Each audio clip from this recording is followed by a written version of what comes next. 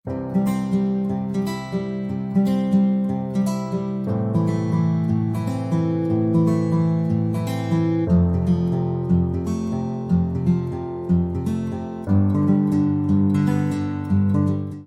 Friends, this is Rinki Gupta. Last वाली video में अपन देख चुके थे कि एग्ज़ाम्स में किस टाइप के क्वेश्चंस पूछे जाते हैं। साथ में अपन ने देखा था कि कोई अपन को मॉलिक्यूलर फॉर्मूला दे रखा है, उससे अपन कैसे स्ट्रक्चर को डिटरमाइन करेंगे।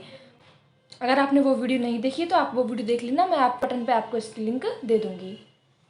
आज का अपना टॉपिक है एनालिसिस ऑफ एनएमआर स्पेक्ट्रा। जब अपन किसी कंपाउंड का एनएमआर स्पेक्ट्रा निकलवाते हैं तो अपन उसको एनालिसिस करते हैं कि इसमें केमिकल शिफ्ट की वैल्यू क्या है कंपाउंड के लिए, इसमें कितने नंबर ऑफ सिग्नल्स हमें मिल रहे हैं, जे की वैल्यू क्या है। हम क्या करते हैं, एनालिसिस करते हैं। तो जब हम एनालिसिस करते हैं तो दो टाइप का स्पेक्ट्रा यहाँ पे हो सकता है। एक हो सकता है फर्स्ट ऑर्डर स्पेक्ट्रा और दूसरा हो सकता है सेकेंड ऑर्डर स्पेक्ट्रा। तो अपन सबसे पहले बात कर लेते हैं फर्स्ट ऑर्डर स्पेक्ट्रा क्या होता है। फर्स्ट ऑर्डर स्पेक्ट्रा, जब अपन किसी स्पेक्ट्रा का एनालिसिस करते हैं तो जब अपन को लगे कि यहाँ पे केमिकल शिफ्ट की जो वैल्यू है वो कपलिंग कांस्टेंट से बहुत ज़्यादा है, तो अपन को वहाँ पे क्या मिलता है, फर्स्ट ऑर्डर स्पेक्ट्रा। क्या कह रही हूँ मैं कि जब अपन को वहाँ पे केमिकल शिफ्ट की वैल्यू क्या हो, ज़्यादा, केमिकल शिफ्ट की वैल्यू क्या हो, ज़्यादा कपलिंग कांस्टेंट की वैल्यू से, तो यहाँ पे जब अपन डेल्टा न्यू वाई जे रेशियो निकालते हैं तो वो कितना आना चाहिए, ग्रेटर देन 10। अब मैं आपको बता देती हूँ कि डेल्टा न्यू क्या है। तो देखो, मान लो ये है अपना कोई स्पेक्ट्रा, ये है अपना कोई स्पेक्ट्रा, इधर इंटेंसिटी है और इधर अपना डेल्टा वैल्यू है। अपन को पता है कि डेल्टा वैल्यू उधर की साइड जाने पर बढ़ती है। तो अब मैं यूँ कह रही हूँ कि मान लो अपन को कोई ऐसा स्पेक्ट्रा मिला जिसमें एक तो मिलता है अपन को ट्रिपलेट और एक मिलता है मान लो अपन को क्वार्टेट।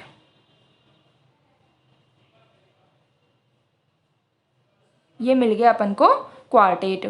अब ये जो मल्टीप्लेट मिल रहा है अपन इसका मिड पॉइंट देखेंगे तो ये क्या है, इसका मिड पॉइंट। ये जो मल्टीप्लेट मिल रहा है इसका मिड पॉइंट क्या होगा, ये वाला मिड पॉइंट।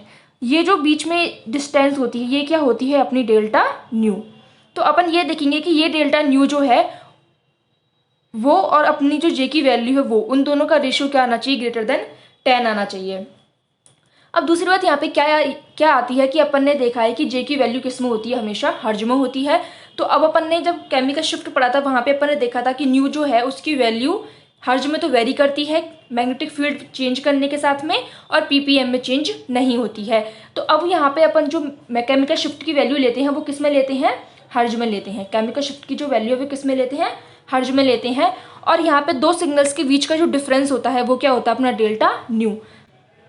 तो अब मान डेल्टा न्यू, तो अपन क्या करेंगे, डेल्टा न्यू बाई जे क्या आना चाहिए, ग्रेटर देन 10। इतनी बात हो गई। पहली कंडीशन तो ये फर्स्ट ऑर्डर एनएमआर स्पेक्ट्रा के लिए। दूसरा यहाँ पे क्या है, जो nuclei first order NMR spectra देते हैं वो न्यूक्लियाई कैसे माने जाते हैं कि ये क्या कर रहे हैं, वीकली कपल्ड। न्यूक्लियाई क्या कर रहे हैं, वीकली कपल्ड। तो जो न्यूक्लियाई ये वाला स्पेक्ट्रा देते हैं वो क्या होते हैं, weekly coupled nuclei, weekly coupled nuclei. First order NMR spectra के केस में जो मल्टीप्लिसिटी निकाली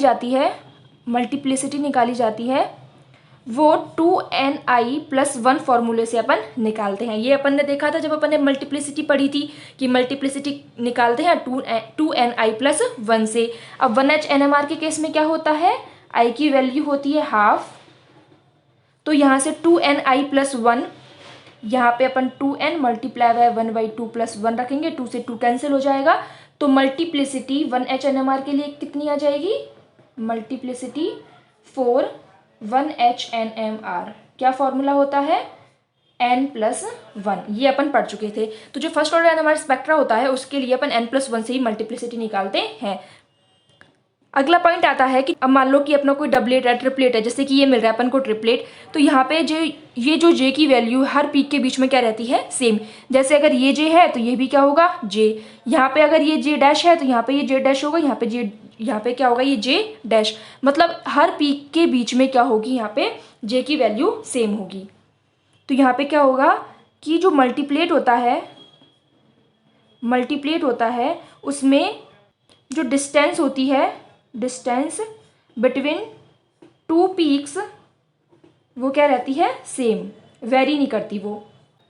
अगला अपन बात कर लेते हैं किसकी, इंटेंसिटी की। जब अपन ने इंटेंसिटी किससे निकालना सीखा था, पास्कल ट्रायंगल से निकालना सीखा था। तो यहाँ पे अपन यूँ कह रहे हैं कि जो इंटेंसिटी x+1n, ये क्या है, एक बाइनोमियल एक्सप्रेशन है। इससे अपन मल्टीप्लिसिटी निकालते हैं फर्स्ट ऑर्डर एनएमआर स्पेक्ट्रा के केस में। लास्ट पॉइंट अपना आता है कि जो मल्टीप्लेट है इसका जो सेंटर ऑफ ग्रेविटी होता है ये जैसे कि मान लो ये कोई मल्टीप्लेट है, ठीक है, मैं क्या बना लेती हूँ, क्वार्टेट बना लेती हूँ, फिर से ये बना लिया मैंने क्वार्टेट। तो ये जो है ये क्या है, centre of gravity, centre of gravity. तो ये जो सेंटर ऑफ ग्रेविटी है ये क्या बताता है, केमिकल शिफ्ट की वैल्यू को बताता है। अब मान लो अपन इस स्पेक्ट्रा में केमिकल शिफ्ट की वैल्यू निकालेंगे तो कैसे निकालेंगे, ये क्या होगी इसके लिए केमिकल शिफ्ट की वैल्यू। इसके लिए ये जो है ये सेंटर ऑफ ग्रेविटी है और इसके रिस्पेक्ट में जो केमिकल शिफ्ट की वैल्यू हमें पता लग जाएगी। तो अपन यही कह रहे हैं कि सेंटर ऑफ ग्रेविटी जो होती है वो क्या बताती है, केमिकल शिफ्ट की वैल्यू हमें बताती है। तो centre of gravity tells chemical shift value. ये किसके केस में देख रहे हैं अपन, फर्स्ट ऑर्डर एनएमआर स्पेक्ट्रा के केस में। अब अपन एक एग्जांपल ले लेते हैं, इथाइल क्लोराइड CH3 CH2Cl। तो सबसे पहला काम तो क्या है, नंबर ऑफ सिग्नल्स काउंट करना। तो यहाँ पे ये दोनों जो प्रोटॉन्स हैं वो उनका एनवायरनमेंट क्या है, डिफरेंट। तो ये जो मिथाइल प्रोटॉन्स है ये A सिग्नल देंगे और मिथाइलिन प्रोटॉन B सिग्नल देंगे। तो यहाँ पे नंबर ऑफ सिग्नल्स कितने मिलेंगे, 2 मिलेंगे। सेकंड काम क्या है, अपन को यहाँ पे मल्टीप्लेट निकालना है। मल्टीप्लेट किससे निकालेंगे, n+1 से। तो यहाँ पे क्या मिलेगा हमें, n+1 की वैल्यू कितनी आएगी, 3। तो यहाँ पे एक ट्रिपलेट मिलेगा। इसके लिए n+1 की वैल्यू कितनी आएगी, 4। तो यहाँ पे क्या मिलेगा अपन को, एक क्वार्टेट। इनके लिए जो केमिकल शिफ्ट की वैल्यू होती है वो होती है CH2Cl। अब अपन ने जब केमिकल शिफ्ट देखा था, केमिकल शिफ्ट पढ़ा था, तो उसमें अपन ने देखा था कि अगर कोई हेलोजन एटम जुड़ा हुआ हो तो उसकी वैल्यू मिलती है अपन को 2 से 5 के बीच में मिलती है, 2 to 5 ppm हमें वैल्यू मिलती है। तो ये जो कार्बन है, तो ये जो प्रोटॉन्स है इसके लिए वैल्यू कितने पे मिलती है, 3.57 ppm पर मिलती है। और ये जो ट्रिपलेट है इसके लिए वैल्यू मिलती है 1.48 ppm पर। आपको इतनी एग्जैक्ट वैल्यू याद नहीं करनी, मैं तो क्या है भी डेल्टा न्यू निकाल लूँगी ना, इसलिए मैं आपको बिल्कुल एग्जैक्ट वैल्यू बता रही हूँ। इतनी एग्जैक्ट वैल्यू आपको याद नहीं करनी है। अब ये बना लेते हैं अपन एक एनएमआर स्केल। तो ये बना लिया मैंने एक एनएमआर स्केल। तो यहाँ पे मैंने ये तो क्या होगा, TMS मिलेगा। यहाँ पे रेफरेंस कंपाउंड, इसके लिए वैल्यू कितनी होगी, 0। अब अपन बना लेते हैं 1 2 3 4 5, इतना ही काम है। 5 तक बना लेती हूँ। वैसे कहाँ तक होती है, 0 to लेकर 12 ppm तक वैल्यू होती है। अब अपन को 3.57 पे क्या मिल रहा है, क्वार्टेट। तो अपन यहाँ पे क्वार्टेट बना लेते हैं एक, ये क्वार्टेट है, ये क्या है अपना क्वार्टेट। और एक क्या है 1.48 पे ट्रिपलेट। तो 1.48 पे क्या मिल रहा है अपन को, एक ट्रिपलेट। तो ये बना दिया अपन ने ट्रिपलेट। अब यहाँ पे अपन क्या कह रहे हैं कि इसका जो सेंटर ऑफ ग्रेविटी है, मतलब ये तो इसकी वैल्यू तो क्या है यहाँ पे 3.57। और यहाँ पे ये जो सेंटर ऑफ ग्रेविटी, यहाँ पे केमिकल शिफ्ट की वैल्यू कितनी है, 1.48। अब मेरे को क्या निकालना है, डेल्टा न्यू। तो डेल्टा न्यू क्या होगा, ये यहाँ से लेकर के और ये यहाँ तक, ये क्या होगा अपना डेल्टा न्यू। तो मैं यहाँ से क्या निकाल लूँगी, डेल्टा न्यू। ये कितना आ जाएगा अपने पास में, 3.57 माइनस 1.48। यहाँ पे से अपन इसको माइनस कर लेंगे तो कितना आ जाएगा, 90.2। ये है अपना 2.09 ppm। अब अपन जब स्पेक्ट्रा को रन करवा रहे हैं तो अपन को ये भी पता होगा कि उस स्पेक्ट्रोमीटर की ऑपरेटिंग फ्रीक्वेंसी क्या है, मतलब वो कितनी ऑपरेटिंग फ्रीक्वेंसी वाला स्पेक्ट्रोमीटर है। तो मैं कह रही हूँ कि ये जो अपन को स्पेक्ट्रा मिला है ये 60 मेगाहर्ट्ज स्पेक्ट्रोमीटर पे मिला है। तो अब अपन को ये ppm में वैल्यू मिली है, इसको हर्ट्ज में चेंज करने के लिए क्या करेंगे अपन, 2.09 ppm जो है, 2.09 ppm जो है इसको मल्टीप्लाई करेंगे 60 megahertz which is operating frequency of spectrometer. अब यहाँ पे 2.09 ppm का मतलब क्या था, 10⁻⁻6 मल्टीप्लाई बाय 60। मेगा का मतलब क्या होता है 10⁻6 और ये हर्ज। अब अपन इन दोनों को मल्टीप्लाई करेंगे तो ये इससे तो ये कैंसिल आउट हो जाएगा। 6 को 9 से मल्टीप्लाई करेंगे तो 54 और यहाँ पर जाएगा 12। तो ये क्या हो जाएगा 125.4 हर्ज। ये हो जाएगा, अपन ने इसको हर्ज में बदल लिया। अब यहाँ पे जब अपन इस स्पेक्ट्रा का एनालिसिस करते हैं तो यहाँ से अपन को जे की वैल्यू मिलती है 9 हर्ज। जे क्या है अपना? Spin spin coupling constant. तो अपन को निकालना क्या है यहाँ पे अब? डेल्टा न्यू बाई जे, जिससे हमें ये पता लग सके कि ये जो स्पेक्ट्रा है वो फर्स्ट ऑर्डर एनएमआर स्पेक्ट्रा है या फिर सेकंड ऑर्डर एनएमआर स्पेक्ट्रा। तो अपन क्या निकालेंगे यहाँ पे अब? Delta nu by J ratio. तो डेल्टा न्यू कितना है? 125.4 हर्ज और ये है 9 हर्ज। तो ये यूनिट से यूनिट कैंसिल हो जाएगी। अब 125.4 डिवाइड बाई 9 करेंगे तो कितना आएगा? 103.9 ये आ जाएगा। इसको अपन अप्रोक्सीमेटली 14 के इक्वल कह सकते हैं। मतलब डेल्टा न्यू वाई जे जो है उसकी वैल्यू कितनी आ गई यहाँ पे? 14, विच इज ग्रेटर देन 10। इसीलिए अपन क्या बोलेंगे? ये जो स्पेक्ट्रा है, that means this spectra is first order NMR spectra. तो हमने क्या देखा कि एनालिसिस करने पे ये हमें पता लग गया कि ये स्पेक्ट्रा कौन सा है, फर्स्ट ऑर्डर है या फिर सेकंड ऑर्डर एनएमआर स्पेक्ट्रा। मान लो अपन ने 60 मेगाहर्ट्ज पर अपना स्पेक्ट्रा रन करवाया और यहाँ पे जो सिग्नल्स है उन्होंने एक दूसरे को क्या कर लिया? ओवरलैप कर लिया। अपन को समझ में नहीं आ रहा कि अब यहाँ पे ये ट्रिपलेट है, क्वार्टेट है, क्या है, कुछ समझ में नहीं आ रहा। तो इस केस में क्या करते हैं अपन? स्पेक्ट्रा को रिजॉल्व करते हैं और ऑपरेटिंग फ्रीक्वेंसी जो है वो बढ़ाते हैं। मतलब अब अपन कौन से स्पेक्ट्रोमीटर पे काम करेंगे? जो या तो 100 मेगाहर्ट्ज हो या फिर 200 मेगाहर्ट्ज हो, हायर फ्रीक्वेंसी वाले स्पेक्ट्रोमीटर पे अपन काम करेंगे। तो इस केस में क्या होता है कि जो ऑपरेटिंग फ्रीक्वेंसी है वो बढ़ जाती है। अब अपन को पता है कि जो ऑपरेटिंग फ्रीक्वेंसी होती है वो डायरेक्टली प्रोपोर्शनल होती है अप्लाइड मैग्नेटिक फील्ड के। तो यहाँ पे क्या होता है? ऐसे ही बी नोट बढ़ जाएगा। जब अपन ने ये देखा कि मैग्नेटिक फील्ड बढ़ रहा है तो इस केस में क्या होता है कि केमिकल शिफ्ट होता है, केमिकल शिफ्ट की वैल्यू हर्ज में इंक्रीज हो जाती है, हर्ज में इंक्रीज हो जाती है, जबकि पीपीएम में क्या रहती है? वो कांस्टेंट रहती है। तो हमको काम किससे? अभी हर्ज से। तो केमिकल शिफ्ट की वैल्यू इंक्रीज हो जाती है। अब जैसे ही केमिकल शिफ्ट की वैल्यू इंक्रीज होगी तो यहाँ पे क्या हो जाएगा? डेल्टा न्यू जो है वो भी इंक्रीज हो जाएगा।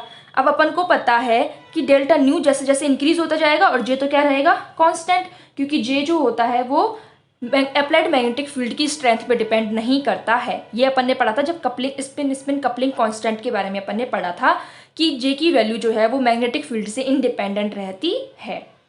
तो अब यहाँ पे क्या है? डेल्टा न्यू की वैल्यू तो क्या है? बढ़ रही है, जबकि जे तो कांस्टेंट है। तो यहाँ पे ऑब्वियसली क्या होगा कि delta nu by J ratio जो है वो क्या होने लग जाएगा?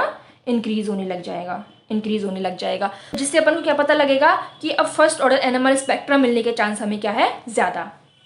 ये जो स्पेक्ट्रा हमें मिलता है फर्स्ट ऑर्डर एनएमआर स्पेक्ट्रा, इसमें एक बात और नोटिस करने की होती है कि अब ये क्वार्टेट है, क्वार्टेट का इंटेंसिटी रेशियो क्या होता है? अपन ने पढ़ा था 1.3:3:1 और ट्रिपलेट का क्या होता है? 1:2:1।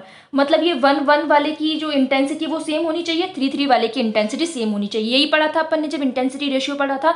लेकिन यहाँ पे ऐसा नहीं होता है। यहाँ पे क्या होता है? अपन ने देखा कि इन दोनों की सेम इंटेंसिटी होनी चाहिए थी, हाइट सेम होनी चाहिए थी, लेकिन इसकी हाइट क्या है? ज़्यादा। ऐसे इन दोनों में से दोनों की हाइट सेम होनी चाहिए थी लेकिन इसकी हाइट ज़्यादा है, तो इसे क्या बोलते हैं अपन? Leaning of the spectra. ऐसे ही यहाँ पे रेशियो 1:2:1 है, तो इन दोनों की हाइट जो है वो क्या होनी चाहिए? सेम होनी चाहिए। लेकिन यहाँ पे लीनिंग ऑफ द स्पेक्ट्रा हमें देखने को मिलता है, लीनिंग ऑफ द स्पेक्ट्रा हमें देखने को मिलता है, लीनिंग ऑफ स्पेक्ट्रा। तो हम यहाँ पे क्या देख रहे हैं कि जो इंटेंसिटी का रेशियो जो कि आइडियल था, यहाँ पे आइडियल इंटेंसिटी रेशियो हमें नहीं मिलता है। इंटेंसिटी रेशियो जो है वो आइडियलिटी से क्या हो जाता है? यहाँ पे डेविएट हो जाता है। इंटेंसिटी रेशियो क्या हो जाता है? यहाँ पे आइडियलिटी से डेविएट हो जाता है। तो ये तो हो गया अपना फर्स्ट ऑर्डर एनएमआर स्पेक्ट्रा। अब अपन देखेंगे सेकंड ऑर्डर एनएमआर स्पेक्ट्रा क्या होता है। सेकंड ऑर्डर एनएमआर स्पेक्ट्रा मतलब जब अपन किसी स्पेक्ट्रा को एनालिसिस कर रहे हैं और फर्स्ट ऑर्डर एनएमआर स्पेक्ट्रा में जो अपन ने कंडीशंस पढ़ी थी वो फुलफिल नहीं हो रही, तो अपन क्या सोचेंगे कि हो सकता है ये क्या हो? Second order NMR spectra. अब सेकंड ऑर्डर एनएमआर स्पेक्ट्रा जो होता है इसी को अपन क्या बोलते हैं? Complex spectra. क्योंकि ये जो स्पेक्ट्रा मिलता है ना ये थोड़ा कॉम्प्लेक्स टाइप का होता है। इसमें अपन को समझ में नहीं आता कि सिग्नल्स की जो मल्टीप्लिसिटी है वो क्या है। सिग्नल्स ओवरलैप कर जाते हैं यहाँ पे, तभी वो क्या हो जाता है? Complex spectra. अब यहाँ पे क्या होता है? केमिकल शिफ्ट की वैल्यू और जे की वैल्यू मैग्नीट्यूड में अप्रॉक्सीमेटली सेम हो जाती है। केमिकल शिफ्ट एंड जे की वैल्यू जो है अप्रॉक्सीमेटली सेम हो जाती है, किसमें, मैग्नीट्यूड में। जिससे क्या होता है कि यहाँ पे अब delta nu by J ratio जो है वो क्या हो जाता है, लेस देन या फिर equals to 10। Delta nu by J क्या हो जाता है, लेस देन या फिर इक्वल्स टू 10, जबकि फर्स्ट ऑर्डर के केस में क्या था, delta nu by J value कितनी थी, ग्रेटर देन 10। अब ये जो स्पेक्ट्रा है इसमें क्या माना जाता है कि न्यूक्लियाई ने कैसी कपलिंग की है, स्ट्रॉन्ग कपलिंग की है। न्यूक्लियाई ने कैसी कपलिंग की है, स्ट्रॉन्ग कपलिंग की है। तो इस टाइप की जो कपलिंग करने वाली न्यूक्लियाई होते हैं उन्हें क्या बोलते हैं अपन, स्ट्रॉन्गली कपल्ड न्यूक्लियाई। अब जैसे अपन ने फर्स्ट ऑर्डर एनएमआर स्पेक्ट्रा में पढ़ा था कि वहां पे अपन मल्टीप्लिसिटी किससे निकाल रहे थे, 2ni+1 से, 2ni+1 से। लेकिन यहाँ पे क्या होता है कि जो मल्टीप्लिसिटी 2ni+1 से निकल कर आती है उसके अलावा भी हमें यहाँ पे लाइंस दिख जाती है। तो more lines are present than predicted by 2ni+1 formula. First difference तो ये हो गया। सेकंड, यहाँ पे क्या होता है कि जो मल्टीप्लेट्स होते हैं उनमें डिफरेंस क्या नहीं रहता, उनकी पीक्स में डिफरेंस सेम नहीं रहता। जैसे अपन ने बात की थी फर्स्ट ऑर्डर एनएमआर स्पेक्ट्रा में, तो अपन ने क्या बोला था कि मल्टीप्लेट में जितनी भी नंबर ऑफ पीक्स होंगी उन पीक्स के बीच में डिफरेंस क्या होगा, सेम। लेकिन यहाँ पे क्या होता है, डिफरेंस सेम नहीं रहता है। तो मल्टीप्लेट में distance between two peaks differ. अगला है कि जो इंटेंसिटी रेशियो अपन ने वहां पे क्या बोला था कि x+1n जो बाइनोमियल एक्सप्रेशन होता है उससे दिया जाता है, लेकिन यहाँ पे रिलेटिव इंटेंसिटी को नहीं बताया जा सकता। तो यहाँ पे क्या हुआ कि x+1n जो बाइनोमियल एक्सप्रेशन था वो यहाँ पे एप्लीकेबल नहीं होता है। एंड लास्ट पॉइंट यहाँ पे आता है, जैसे अपन ने वहाँ पे बात की थी फर्स्ट ऑर्डर एनएमआर स्पेक्ट्रा में कि हम केमिकल शिफ्ट की वैल्यू कैसे पता लगा सकते हैं। हम क्या करेंगे कि उसका सेंटर ऑफ ग्रेविटी देखेंगे तो हमें केमिकल शिफ्ट की वैल्यू पता लग जाएगी। जे की वैल्यू कैसे पता लगेगी, किसी मल्टीप्लेट के दो पीक्स के बीच में डिफरेंस क्या होगा, सेम, तो हमें केमिकल शिफ्ट और जे दोनों की वैल्यू पता लग जाएगी। लेकिन यहाँ पे क्या होता है कि केमिकल शिफ्ट और जे की वैल्यू जो है वो हम स्पेक्ट्रा को देख के पता नहीं लगा पाते। तो J value can not be measured directly, उनको अपन डायरेक्टली मेजर नहीं कर सकते हैं। केमिकल शिफ्ट और जे की वैल्यू निकालने के लिए जो स्पेक्ट्रल डेटा होता है उसका मैथमेटिकल एनालिसिस किया जाता है, जिससे अपन को केमिकल शिफ्ट और जे की वैल्यू मिलती है। तो अपन क्या कह रहे हैं कि जो स्पेक्ट्रल डेटा होता है उसका क्या किया जाता है, मैथमेटिकल एनालिसिस किया जाता है, और यहाँ से क्या मिल जाती है अपन को, केमिकल शिफ्ट और जे की वैल्यू ऑब्टेन हो जाती है।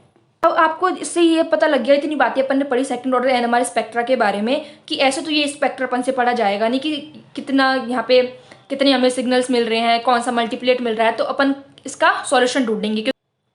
तो इसका सॉल्यूशन क्या है कि जो सेकंड ऑर्डर एनएमआर स्पेक्ट्रा होता है इसको अपन फर्स्ट ऑर्डर एनएमआर स्पेक्ट्रा में कन्वर्ट करते हैं। अब कन्वर्ट कैसे करते हैं फर्स्ट ऑर्डर एनएमआर स्पेक्ट्रा में, मैग्नेटिक फील्ड स्ट्रेंथ को बढ़ा करके। अब अपन को पता है कि जैसे ही अपन मैग्नेटिक फील्ड स्ट्रेंथ बढ़ा देंगे, मतलब बी नोट को बढ़ा देंगे, तो यहाँ पे क्या होगा, डेल्टा न्यू की वैल्यू बढ़ जाएगी। जैसे ही डेल्टा न्यू की वैल्यू बढ़ेगी, जे की तो वैल्यू क्या रहेगी, कांस्टेंट, तो delta nu by J ratio क्या हो जाएगा, इंक्रीज। तो अपन को स्पेक्ट्रा जो है वो क्लियर दिखने लग जाएगा। तो अब अपन यहाँ पे क्या बोल सकते हैं कि जैसे ही हमने मैग्नेटिक फील्ड यहाँ पे इंक्रीज किया, मैग्नेटिक फील्ड की स्ट्रेंथ इंक्रीज की, तो जो सेकंड ऑर्डर स्पेक्ट्रा होता है वो डिसअपियर हो जाता है। तो जैसे ही हम मैग्नेटिक फील्ड की स्ट्रेंथ को बढ़ाते हैं, सेकंड ऑर्डर स्पेक्ट्रा डिसअपियर हो जाता है।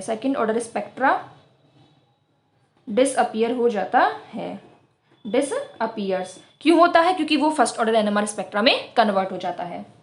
अब ये मैंने एक फिगर बनाया है जिसमें डेल्टा न्यू बाई जे की वैल्यू क्या कर रही है, वेरी कर रही है। जब डेल्टा न्यू बाई जे की वैल्यू 1 है, इधर 2, इधर 3, इधर 10, ग्रेटर देन 10, तो जब अपन ने देखा कि ग्रेटर देन 10 होती है तो सिग्नल्स जो होते हैं वो आराम से क्या है, दूर दूर होंगे, अपन को क्लियर दिखेंगे। तो यहाँ पे ये क्या दिख रहा है अपन को, डबलेट है, ये डबलेट है, ठीक है।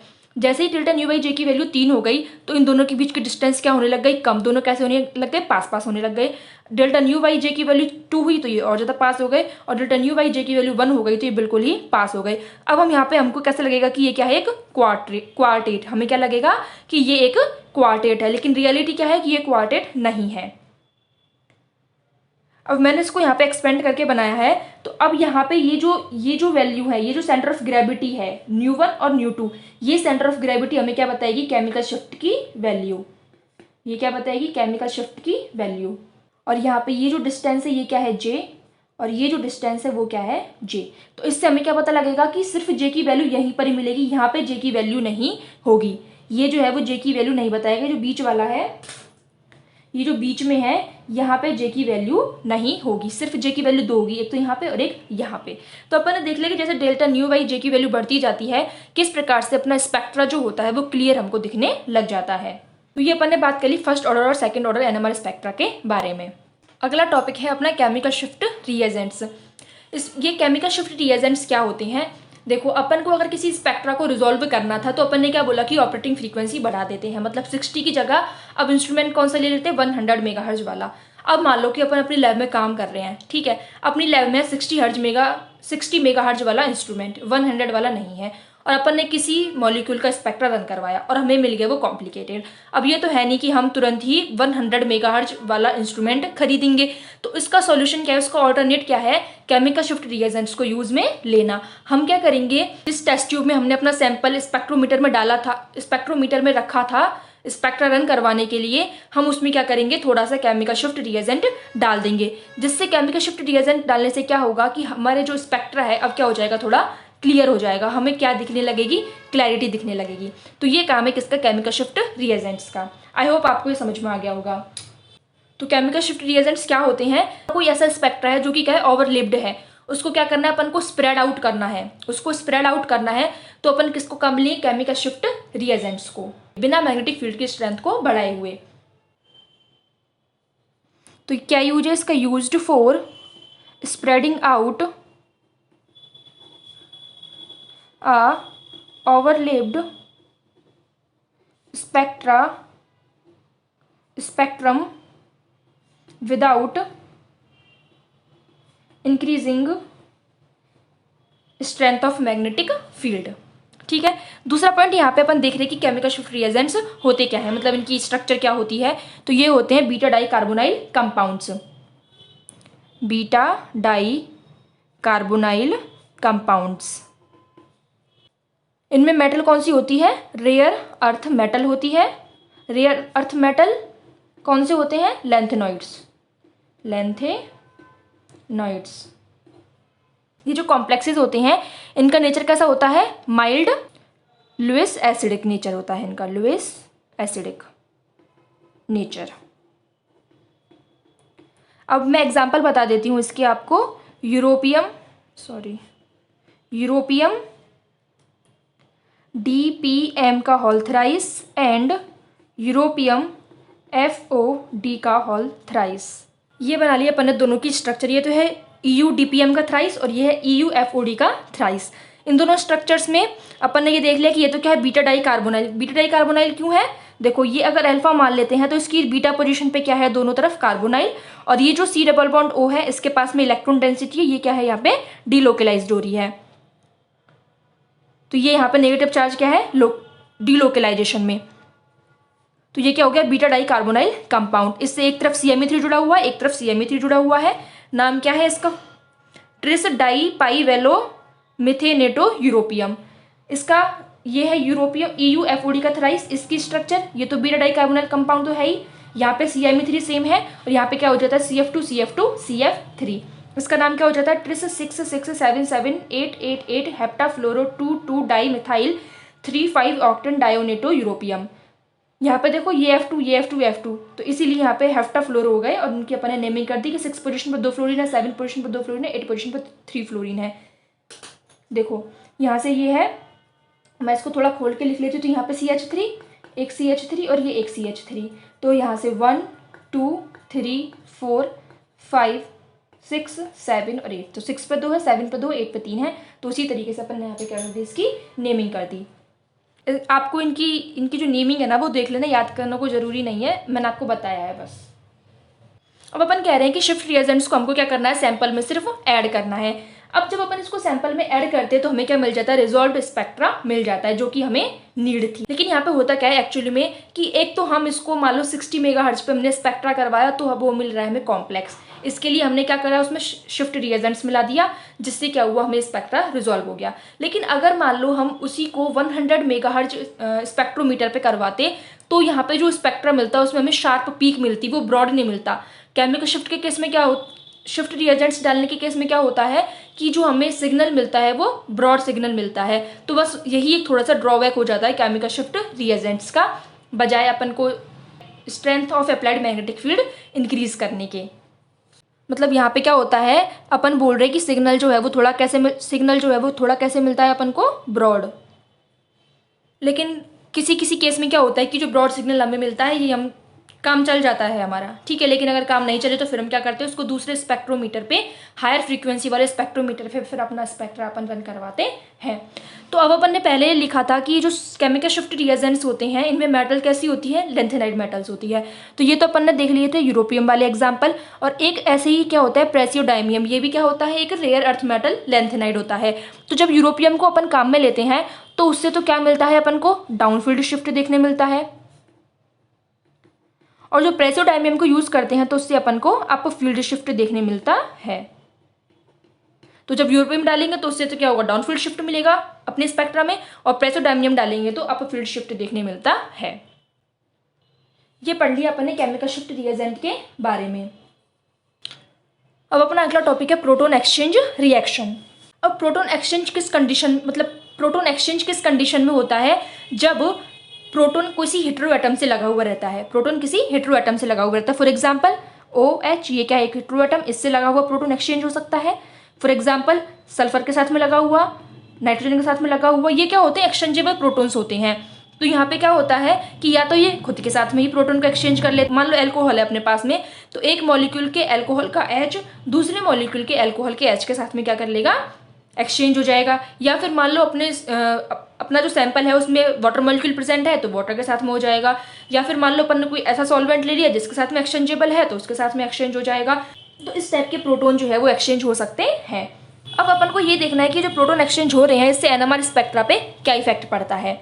तो अपन यूँ कह रहे हैं कि अब मान लो ये मैं एक एग्जाम्पल ले लेती हूँ, ये ROHA प्लस ये ROHB। अब अपन क्या कह रहे हैं कि ये जो प्रोटॉन होते हैं वो एक्सचेंजेबल प्रोटॉन होते हैं, इसको R' कर देते हैं डिस्टिंग्विश करने के लिए अपन। तो यहाँ पे ये वाला प्रोटॉन इससे जुड़ जाएगा और ये वाला प्रोटॉन इससे जुड़ जाएगा। तो यहाँ पे क्या हो जाएगा, ये ROHB प्लस R-OHA। तो यहाँ पे क्या हो गया, प्रोटॉन एक्सचेंज। तो नॉर्मल कंडीशंस में तो क्या होता है कि ये प्रोटॉन एक्सचेंज होते हैं। होते क्यों है, क्योंकि अब मान लो कि ये कोई एल्कोहल है, ठीक है, और इस कार्बन से क्या जुड़ा हुआ है, एक प्रोटॉन। मतलब मैं क्या कह रही हूँ कि ये कार्बन, इसको तो छोड़ दो आप, ये कार्बन है, इस कार्बन से ऑक्सीजन जुड़ी हुई है और इससे एक हाइड्रोजन जुड़ी हुई है और इस कार्बन से खुद से हाइड्रोजन जुड़ी हुई है। तो यहाँ पे अपना रूल तो क्या है कि इन दोनों हाइड्रोजन को आपस में स्प्लिटिंग करनी चाहिए। मतलब ये हाइड्रोजन जो है वो इसको अफेक्ट करेगा, तो यहाँ पे इस वाले सिग्नल की स्प्लिटिंग होनी चाहिए। अगर अपन इस हाइड्रोजन की बात करें तो ये वाला हाइड्रोजन इसको स्प्लिट करना चाहिए। ये अपन ने देख लिया स्पिन स्पिन स्प्लिटिंग में। तो यहाँ पे मिलना तो अपन को क्या चाहिए था, मल्टीप्लेट मिलना चाहिए। लेकिन ऐसा नहीं होता। क्यों नहीं होता कि NMR स्पेक्ट्रोमीटर इनको डिटेक्ट करे उतनी देर में क्या होता है कि ये हाइड्रोजन यहाँ से रिमूव हो जाता है, ये हाइड्रोजन यहाँ से रिमूव हो जाता है। तो प्रॉपर टाइम नहीं मिलता स्प्लिटिंग होने के लिए, प्रॉपर टाइम नहीं मिलता स्प्लिटिंग होने के लिए। इसीलिए क्या होता है, ये जो प्रोटॉन है वो क्या देगा अब, सिंगलेट, और ये वाला जो प्रोटॉन है वो भी क्या देगा, सिंगलेट। तो हमें यहाँ पे क्या मिलेंगे, दो सिंगलेट। यहाँ पे स्प्लिटिंग हमें नहीं होगी। ये कपलिंग तो करेंगे लेकिन स्प्लिटिंग नहीं करेंगे। अब मान लो कि अपन को स्प्लिटिंग करवानी है तो यहाँ पे कुछ कंडीशंस होंगी। कंडीशंस कौन कौन सी होगी, पहला तो अपना है कि सैंपल क्या होना चाहिए अपना, प्योर, इज प्योर। दूसरा है लो टेम्परेचर।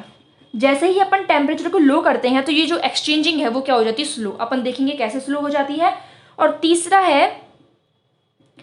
है कि जो सैंपल है उसको डिसॉल्व किया जाए हाईली पोलर सॉल्वेंट में। तो sample is dissolve in highly polar solvent. तो इन तीन केसेस में प्रोटॉन एक्सचेंज को रोका जा सकता है, क्योंकि ये तो जनरल क्राइटेरिया, ऐसे तो प्रोटॉन एक्सचेंज होगा। लेकिन अगर मान लो अपन को प्रोटॉन एक्सचेंज रोकना है तो ये 3 तरीके जिससे अपन रोक सकते हैं। तो अपन पहला एग्जाम्पल ले लेते हैं मिथेनॉल का, CH3OH, ये क्या है अपना मिथेनॉल। अब यहाँ पे मान लो कि ऑर्डिनरी टेम्परेचर है, मतलब रूम टेम्परेचर है। रूम टेम्परेचर पे जब इसका 1H NMR लिया जाता है तो क्या होता है, 3 हाइड्रोजन जो है ये वाले, ये क्या देते हैं हमें, सिंगलेट। और ये जो 1 हाइड्रोजन है ये भी क्या देता है, सिंगलेट। इन दोनों का एक दूसरे की प्रेजेंस पर कोई भी इन्फ्लुएंस नहीं पड़ता है। क्यों? क्योंकि ये वाला प्रोटॉन क्या है, एक्सचेंजेबल। लेकिन जैसे ही अपन टेम्परेचर को डिक्रीज कर देते हैं, कितना टेम्परेचर कर देते हैं, -33 डिग्री सेंटीग्रेड टेम्परेचर, जब अपन इसका 1H NMR लेते हैं तो यहाँ पे ये जो OH प्रोटॉन की जो एक्सचेंज होने की टेंडेंसी है वो डिक्रीज हो जाती है। अब यहाँ पे ये क्या है, इससे अटैच रहता है ऑक्सीजन से, जिससे स्पेक्ट्रोमीटर इसको डिटेक्ट कर पाता है। तो अब अगर यहाँ पे ये अटैच्ड रहेगा तो इस कंडीशन में क्या होगा कि ये जो प्रोटॉन्स है इनकी एडजेसेंट पोजीशन पर एक प्रोटॉन मिलेगा, तो N+1 फॉर्मूला लगाएंगे तो यहाँ पे क्या मिल जाएगा अपन को, डबलेट। इस वाले की बात करें तो इसकी एडजेसेंट पोजीशन पर 3 प्रोटॉन है, तो N+1 फॉर्मूले से यहाँ पे क्या मिलेगा, एक क्वार्टेट। तो अपन क्या कह रहे हैं कि 3 हाइड्रोजन यहाँ पे देते हैं डबलेट और 1 हाइड्रोजन यहाँ पर देता है क्वार्टेट। तो ये अपन ने पहला एग्जाम्पल देख लिया मिथेनॉल का। दूसरा एग्जाम्पल अपन ले लेते हैं इथेनॉल का, CH3CH2OH। अभी जो CH3CH2OH है इसका मान लो स्पेक्ट्रा लिया जाता है अंडर ऑर्डिनरी कंडीशंस। मतलब अब अपना जो एल्कोहल है उसको हमने नीट तो रखा है, लेकिन वो क्या है, स्लाइटली एसिडिक नेचर का है, स्लाइटली एसिडिक नेचर का है। इस कंडीशन में जब अपन इसका 1H NMR स्पेक्ट्रा लेते हैं तो यहाँ पे क्या होगा, पहले तो अपन को यहाँ पे 3 सिग्नल मिलेंगे। एक सिग्नल तो ये देगा A, ये B सिग्नल देगा और ये C सिग्नल देगा। ये इसकी मल्टीप्लिसिटी क्या निकल के आएगी, 3 हाइड्रोजन, इनकी मल्टीप्लिसिटी क्या निकल के आएगी, इसकी नेबर पोजीशन पर 2 प्रोटॉन्स है तो मल्टीप्लिसिटी आ जाएगी ट्रिपलेट। ये 2 प्रोटॉन्स जो है इनको ये वाले OH अफेक्ट नहीं करेंगे, ये वाले जो 3 प्रोटॉन्स है वो अफेक्ट करेंगे और हमें सिंपल क्या मिलेगा, क्वार्टेट। ये जो 2 प्रोटॉन्स है ये इनको स्प्लिट नहीं करेंगे और ये जो OH वाला 1 हाइड्रोजन है ये क्या देगा हमें, सिंगलेट। ये तो कब थी, ऑर्डिनरी कंडीशंस पे। यहाँ पे डेल्टा की वैल्यू कितनी मिल रही है हमें, 1.17। यहाँ पे डेल्टा की वैल्यू 3.67 और यहाँ पे डेल्टा की वैल्यू मिलती है 5.37। ये सब किस में है, PPM में। जैसे ही अपन अपना सैंपल यहाँ पे क्या लेते हैं, प्योर, मतलब अब अपन क्या करते हैं, अल्कोहल को प्योर कर लेते हैं। ये तो कब था, जब अपना अल्कोहल कैसा था, स्लाइटली एसिडिक नेचर का था, लेकिन नीट था, लेकिन वो स्लाइटली एसिडिक नेचर का था। अब अपन सेकेंड कंडीशन में क्या कर रहे हैं, अपना जो अल्कोहल है उसको प्योर कर रहे हैं। अल्ट्रा प्योर अल्कोहल अपन यहाँ पे ले रहे हैं, जिसमें किसी भी टाइप का कोई एसिड नहीं है, यहाँ पे कोई भी वाटर सॉल्वेंट नहीं है, मतलब यहाँ पे ना ही तो कोई एसिडिक मीडियम है और ना ही यहाँ पे क्या है, कोई वाटर सॉल्वेंट। मतलब यहाँ पे कुछ भी नहीं है ऐसा जो क्या करे, इसको इम्प्योर करे, जो इसके स्पेक्ट्रम में क्या करे, इंटरफेयर करे। तो इस कंडीशन में क्या होता है कि ये जो 3 हाइड्रोजन है उस कंडीशन में जब 1H NMR लिया जाता है तो ये जो 3 हाइड्रोजन है ये तो क्या देंगे, ट्रिपलेट। ये जो 2 हाइड्रोजन है अब यहाँ पे क्या होगा, ये इनको ये भी स्प्लिट करेंगे और ये भी स्प्लिट करेंगे। तो अब अपन को इन दोनों को मिक्स नहीं करना है कि 3 + 1 4 और 4 + 1 करेंगे तो 5, ऐसे हमें नहीं करना है। हमें इन दोनों को अलग अलग स्प्लिट करवाना है N+1 N-1 से। ये अपन ने पढ़ा था जब अपन ने स्पिन स्प्लिटिंग पढ़ी थी, ठीक है। तो यहाँ पे जो ये 3 प्रोटॉन है ये अलग से स्प्लिट करेंगे और ये जो 1 प्रोटॉन है वो अलग से स्प्लिट करेगा। तो यहाँ पे क्या मिलेगा, 4 और ये 2। इसका मतलब क्या होता है, doublet of quartet. Doublet of quartet मतलब यहाँ पे एक ऐसे 2 क्वार्टेट मिलेंगे जो एक दूसरे को क्या कर रहे हैं, ओवरलैप कर रहे हैं। यहाँ पे 2 ऐसे क्वार्टेट मिलेंगे जो एक दूसरे को ओवरलैप कर रहे हैं। ये वाले 1 प्रोटॉन की बात करें तो इस प्रोटॉन के नेबरिंग पोजीशन पे 2 प्रोटॉन है तो सिंपल N+1 लगाएंगे तो क्या मिल जाएगा हमें, एक ट्रिपलेट। तो यहाँ पे दो तो ट्रिपलेट मिलेंगे हमें और एक डबलेट ऑफ क्वार्टेट मिलेगा। इनकी डेल्टा वैल्यू की बात कर लेते हैं तो ये तो सेम ही रहता है 1.17 पे। ये जो 1 हाइड्रोजन है ये हमें देता है अब ट्रिपलेट 5.28 पे और ये जो डबलेट ऑफ क्वार्टेट मिलता है ये मिलता है 3.68 पे, मतलब पहले जितनी वैल्यू पे ही ये मिलता है। अगर अपन इसका NMR स्पेक्ट्रा ड्रॉ करें ये बना लेती हूँ मैं NMR स्केल।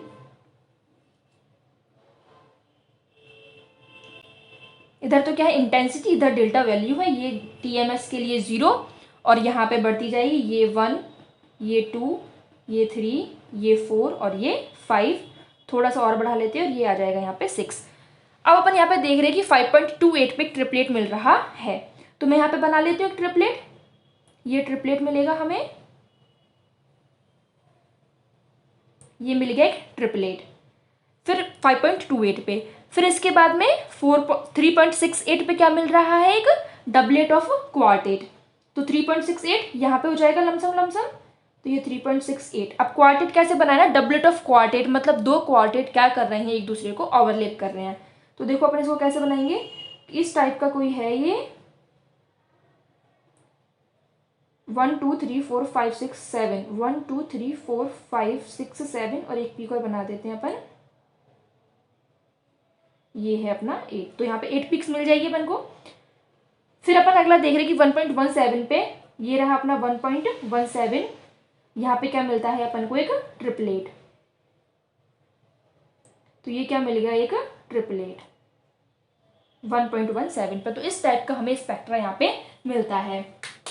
अब यहाँ पे मैं थोड़ा सा आपको लीनिंग ऑफ स्पेक्ट्रा रिकॉल करवा देती हूँ। तो यहाँ पे देखो, ये इसको मैंने थोड़ा छोटा बनाया, इसको थोड़ा बड़ा बनाया, तो ये लीनिंग ऑफ स्पेक्ट्रा। यहाँ पे इसको थोड़ा बड़ा बनाया, इसको थोड़ा छोटा बनाया, तो ये क्या है, लीनिंग ऑफ स्पेक्ट्रा। मतलब यहाँ पे इंटेंसिटी रेशियो जो है वो फॉलो नहीं होता है। तो ये पढ़ लिया अपन ने प्रोटॉन एक्सचेंज रिएक्शन के बारे में।